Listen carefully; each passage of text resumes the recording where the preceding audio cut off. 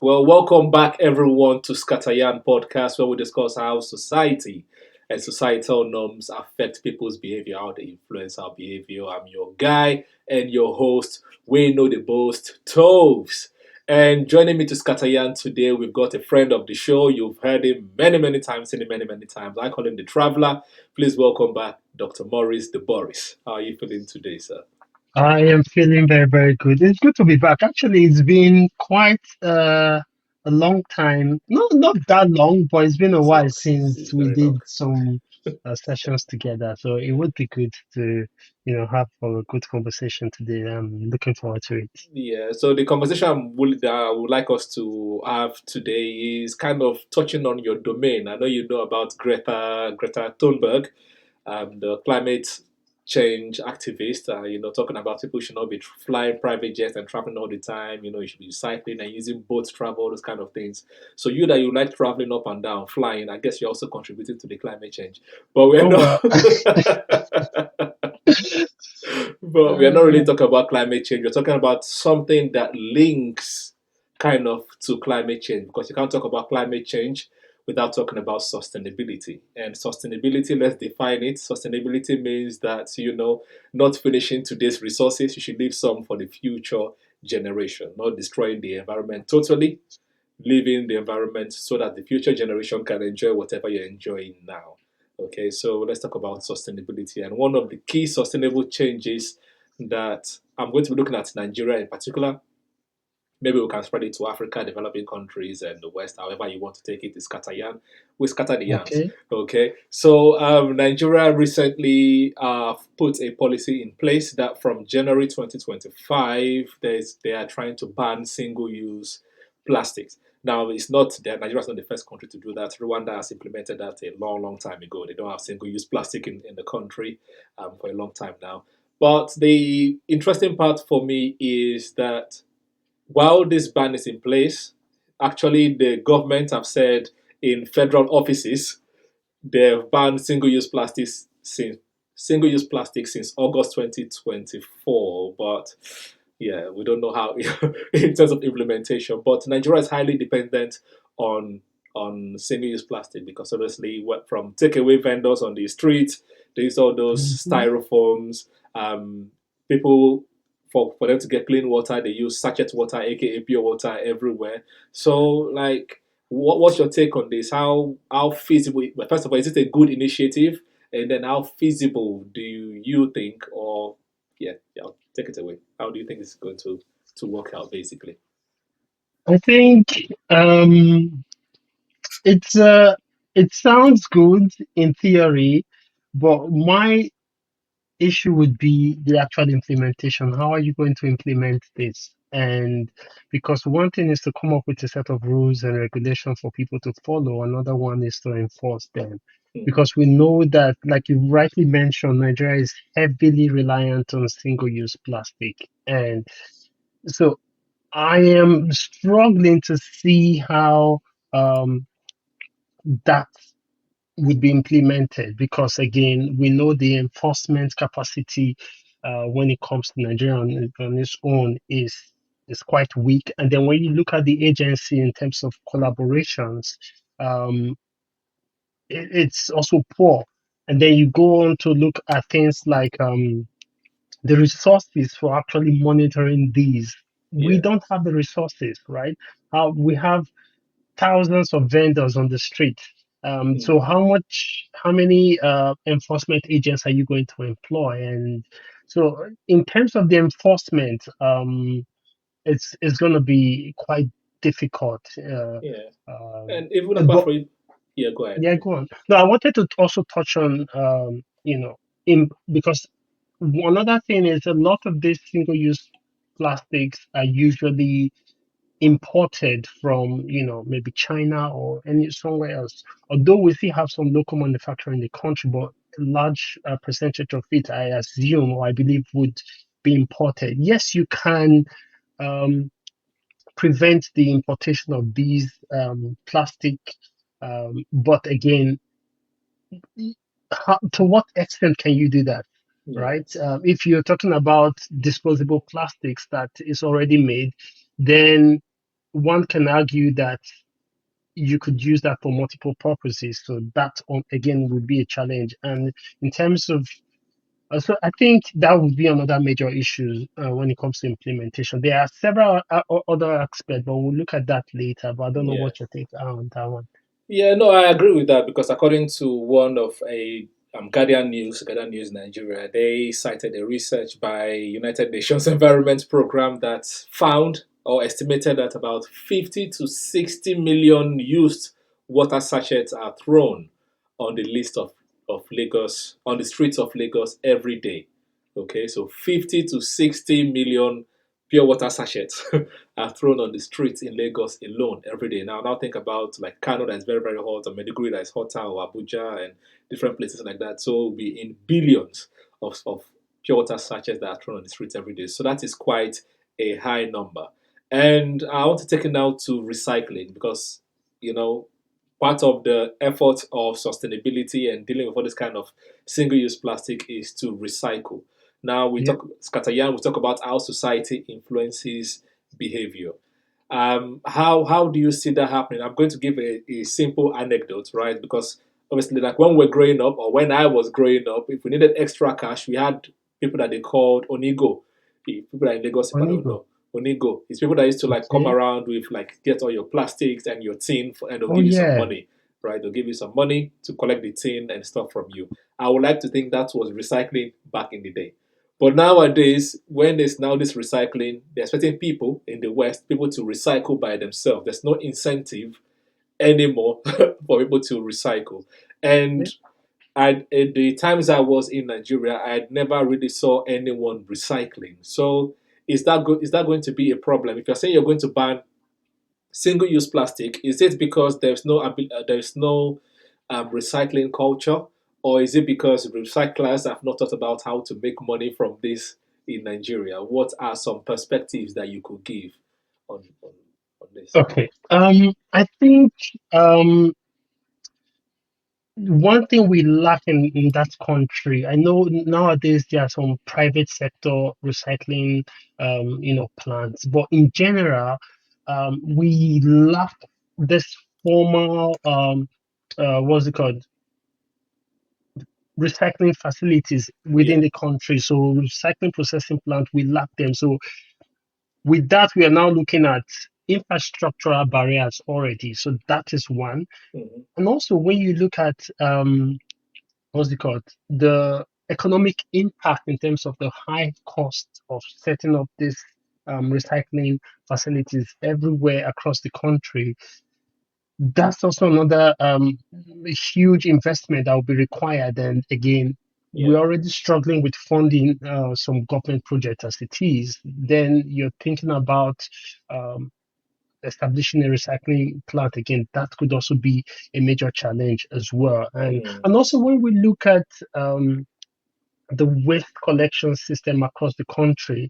I Yeah. mean, in some affluent neighborhoods, that could be a little bit more organized, but in most part of the country, I would say um, it's it's quite all over the place. It's Hmm. not well organized, and so that on its own is a problem. And then also when you look at the enforcement of environmental regulations, that is also another issue. So there's so Yes. many other issues. And then when we now look at the social cultural awareness in terms of the benefits of recycling, because one thing is to tell people to do things, another thing Hmm. is to make them understand why are we actually doing this, Yeah. right? So if we look at the educational system in schools, I don't know, maybe you were in your school, but I personally wasn't taught anything about recycling or Yeah, no, sorting. no, yeah, not even even the general awareness. Sometimes when there's a new campaign, you see it on TV channels, on radio, Yeah, everywhere, billboards. I don't even think there's an awareness of that either. Um, exactly. yeah, So that is also another major challenge. And also because I just came back from Nigeria, like was it last month or less than 2 months ago, and again it's the same issue. You look at the attitudes of individuals, not obvious, not everyone, but most individuals. You just walk down the street and you see it, right? Someone just drinks a bottle of water and then they just throw it out the window, or if they're Yeah. walking, they just drop it on the gutter. So Hmm. that on its own is an issue. So the awareness is lacking in that aspect. So um, and also just simple waste sorting, right? Hmm. Proper waste sorting in terms of, okay, sort out your, plastics on one side, recyclable materials are on one side. We lack that understanding in the country. I would like to assume, based on my observations. So Yeah. I think um, that is also another thing. And then when we also look at the challenges in terms of uh, the market related challenges, when you look at the demand for recyclable product in the Hmm. country is also very low. Most Hmm. people want, you know, Well, cheaper there is virgin materials, there is right? T-pain in the country, so people are Exactly. focused on the cost of living crisis in quotes rather than thinking about recycling and saving the environment at this point in time. I Yeah, think that's also a and you challenge. wouldn't necessarily blame them for that. I am someone that hasn't had the proper meal. You're Yeah. not telling them, because again, this comes at a cost, because if you're to recycle, Hmm. yes, sometimes it could be even more expensive to actually buy the recycled materials than to Yeah. actually import, virgin items. So that one is another major issues Yeah, as well. So that's why I gave that the anecdote of growing up. If people wanted to collect those tins and bottles and plastic from you, they paid you to collect it from you. So yeah, isn't there a way to kind of incentivize people to doing that at this in this day and age? I know people have the world has moved now to people doing it by themselves and doing it for free. Capitalism, anyways, different conversation.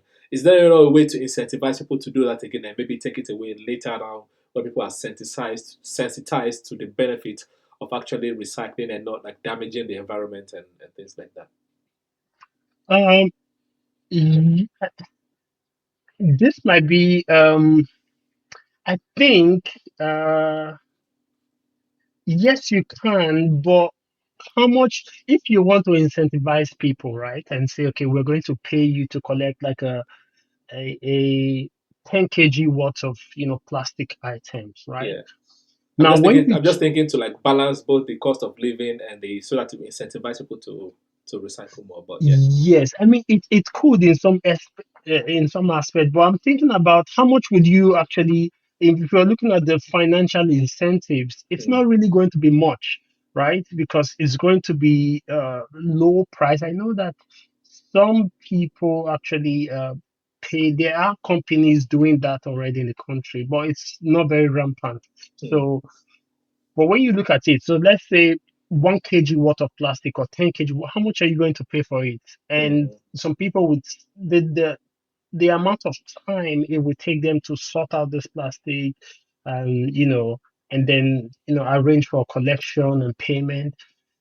I think most people might feel that it may not be worthwhile for them, yeah. especially, and so that could be one downside to it. Yeah, you can incentivize, but Okay. I think it would be very, very challenging because also the public awareness is not there as well. I Yeah. think a stricter approach might be necessary because I've come to realize that well, I drove in Nigeria the last time I went back, so Mm, it's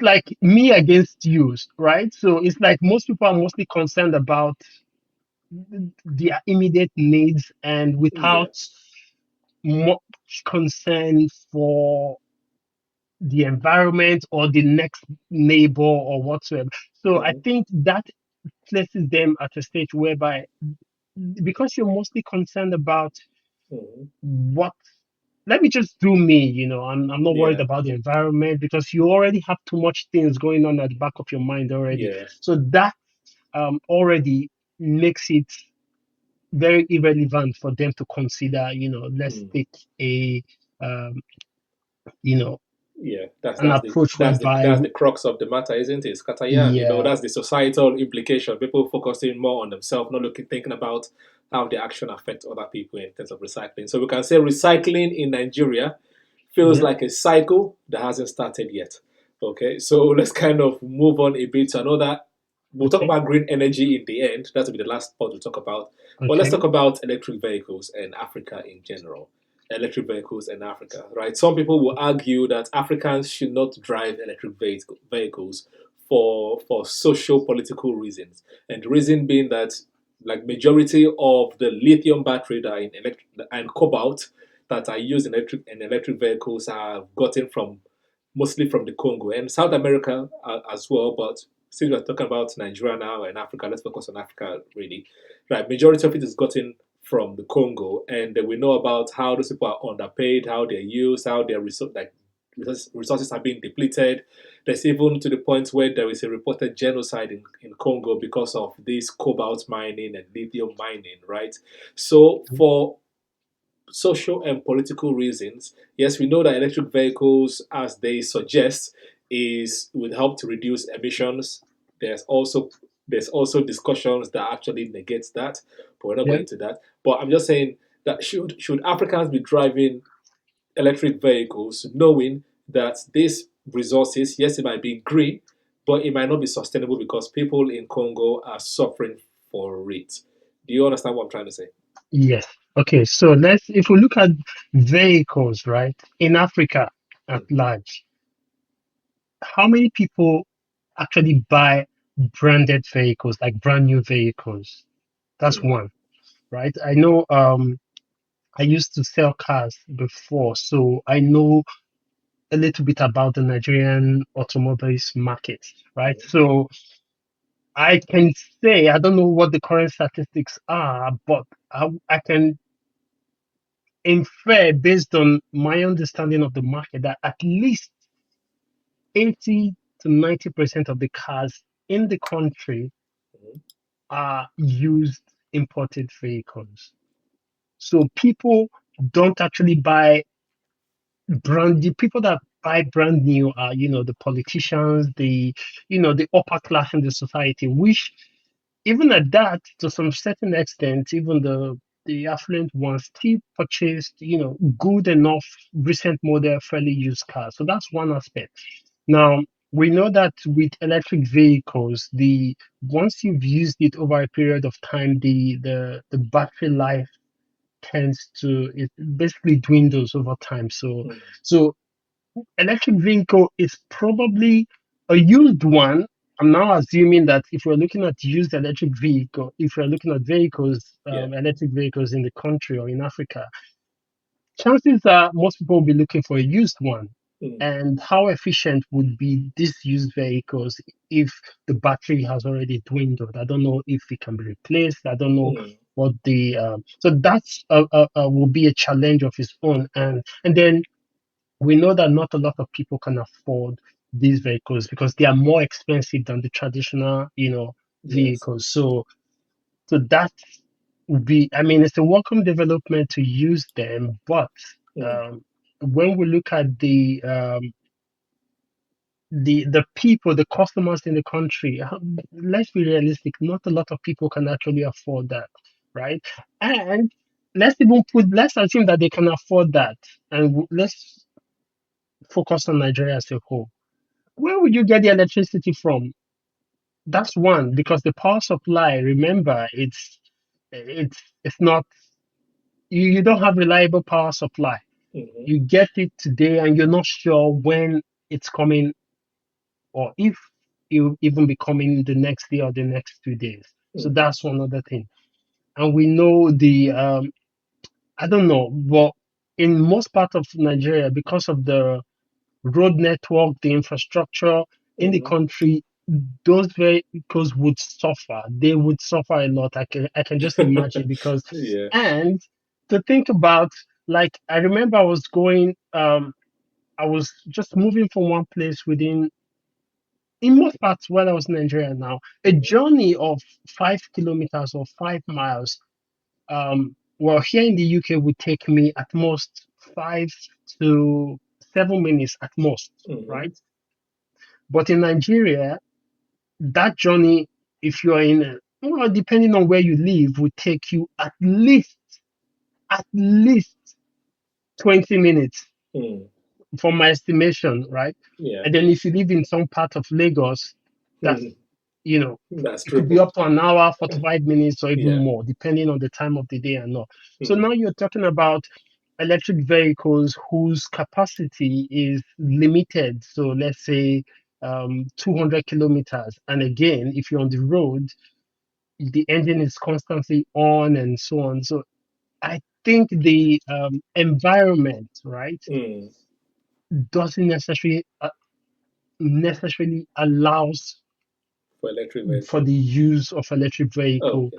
for So, the time being. That's what I think, but I may be okay. wrong on this. So the alternative would then be to continue the reliance on fossil fuels. And if we were to look at fossil fuels in most African countries, a lot of our exports depends on that, right? So if you talk about a country like Nigeria, I was looking at the statistics earlier that crude petroleum accounts for about over 74% of our total exports. So Mm-hmm. that's huge.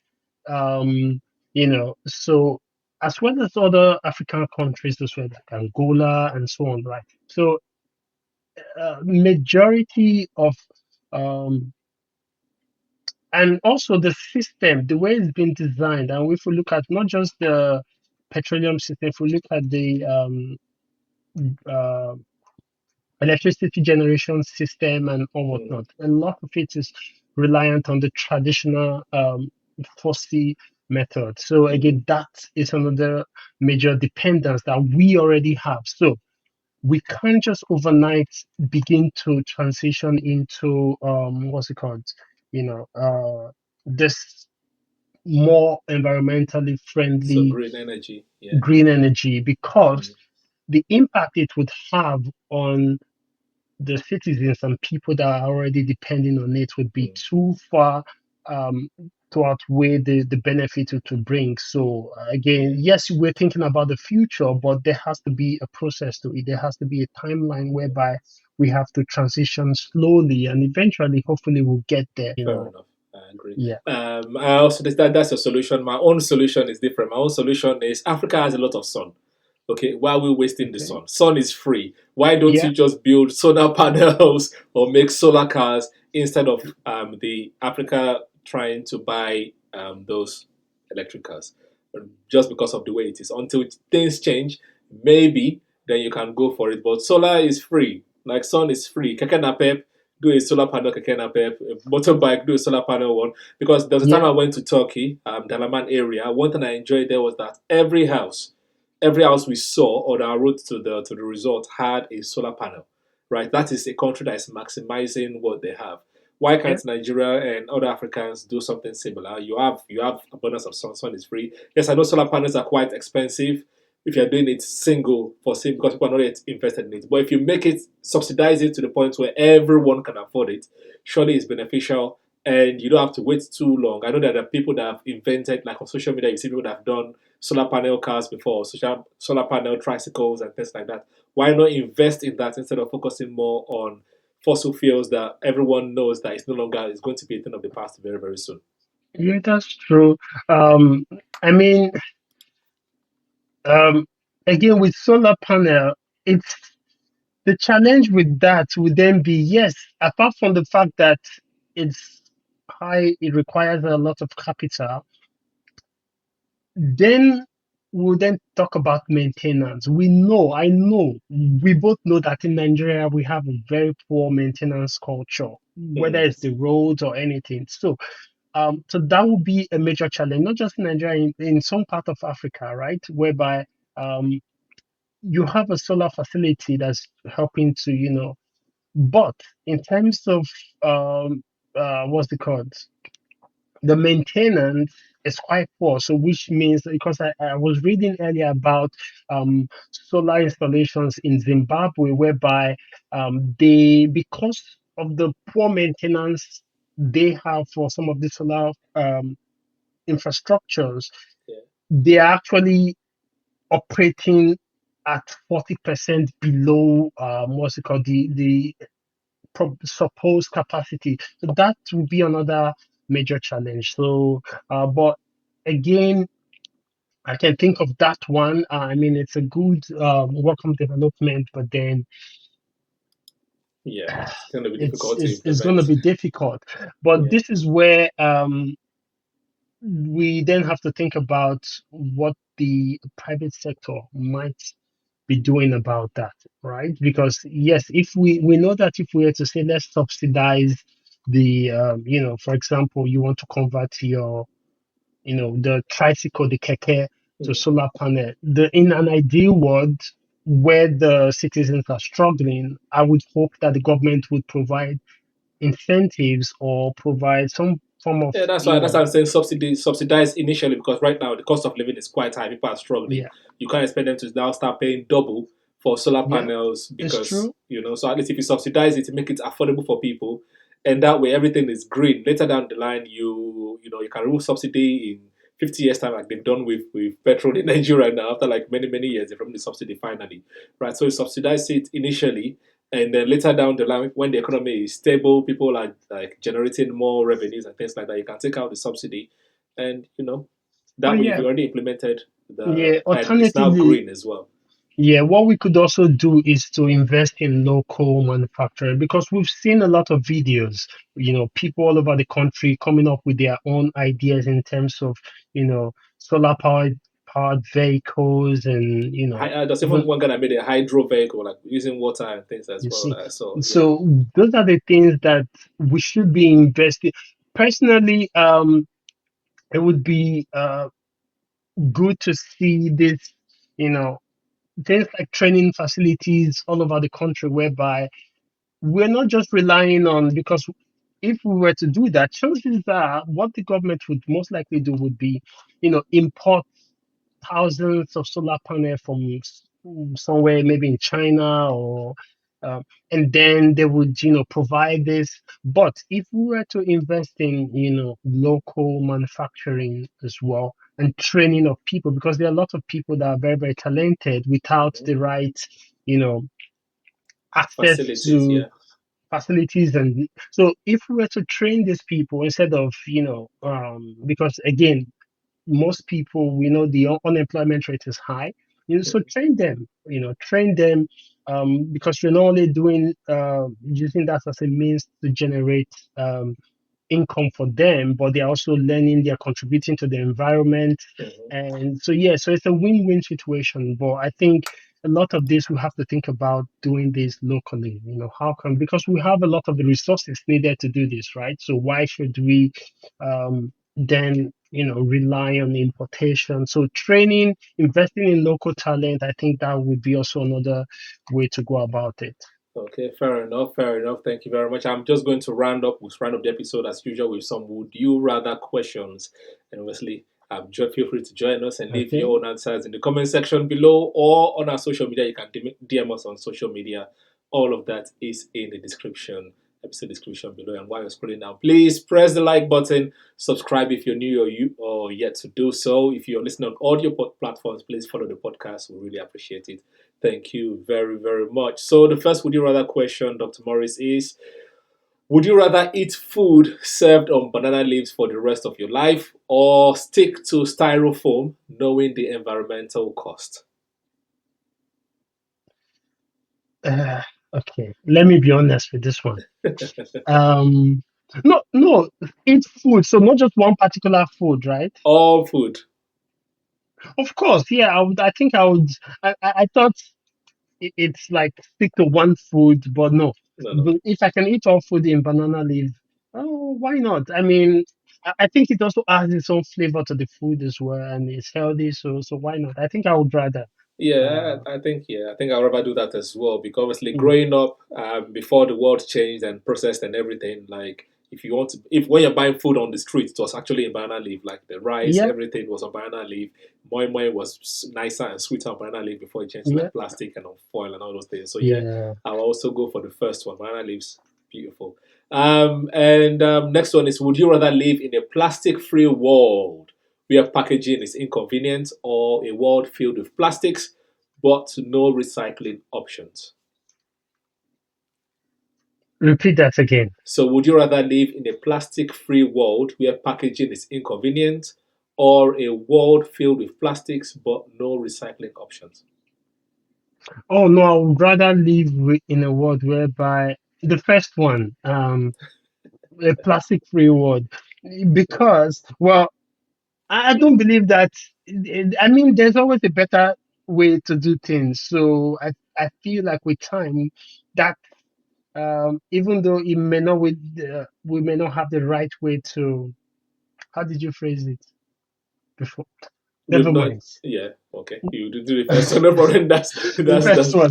right. Yeah. That's what I'm going to do as well. And then the last one for the episode is: would you rather live in a wind-powered home that's always cold, or a coal-powered home that is warm but polluting the environment? A wind-powered Home home that, that is always cold. yes, Ah, or a coal-powered home that is warm but polluting the environment. a part of me is thinking, well, it's just me. How much pollution can one person do? But at the same time, I'm also thinking it depends on how cold we're talking about, right? If Hmm. it's something that will be detrimental to my health, then definitely not. But if it's something that I can live with, right? It'll be cold, but I can still live with, But and he said the thing you is know, always cold. So it's not like there's going to be one summer. Your house is always going to be cold, always. Like throughout the year, 365 days a year, your house is always cold. ah, How long do you think you can live with that? Even if it's just like 12 degrees cold, 12 degrees Celsius cold, no, that 12 is degrees manageable. not that bad. But is 12 that's degrees the not that temperature bad. every day in your Every day. house. No, I can manage with 12 degree. I can manage with 12 degrees. Just put on some warm clothing. There are ways you can go around it. For like materials, you burn up inside. So I can do that. I can manage with that. Yeah, And no. over time, your body gets adjusted to it as well. So I think we can manage that. But if it's like 0 degrees, maybe not, to be honest. Okay. But yeah. Fair enough. For me, pneumonia is real, so I'm going with a coal-powered home and never polluting. Because pneumonia will creep up on you. You would think that you've been fine all Uh, along, and then boom, your body is just shutting down from the cold. which And is why I said it depends on if it would be detrimental to the health. So hmm, obviously, health first, and then we think of solutions later. well, fair enough. Well, that's where we're going to end as round up our episode for today. At the end of the day, sustainability is a complex web of decision, trade-offs, and challenges. Whether it's managing plastics or embracing electric vehicles, there is no one-size-fits-all solution. So what matters the most is that we keep the conversation going, push for a Yeah, change, and make decisions that moves us forward to a more greener, more sustainable future. As usual, this has been ScatterYarn Podcast. We would like to hear from you. Leave your thoughts in the comment section below. If there's no comment section because you're listening on a different platform, please send us a DM on social media in the description below, and like the podcast if you're streaming on YouTube. Subscribe if you're new or yet to do so, and please check out Dr. Morris' stuff on YouTube as well. When it comes out, I'll put that in the episode description. And thank you for joining us, Dr. Morris. Hopefully, we are going to see you soon for another episode, right? thank you for having me. And yes, for sure, you definitely see me in the next episode, hopefully. All right, fantastic. So, until the next time, people, stay safe, stay curious, question everything, and use your brain. Oh Let's hear, yes. fun.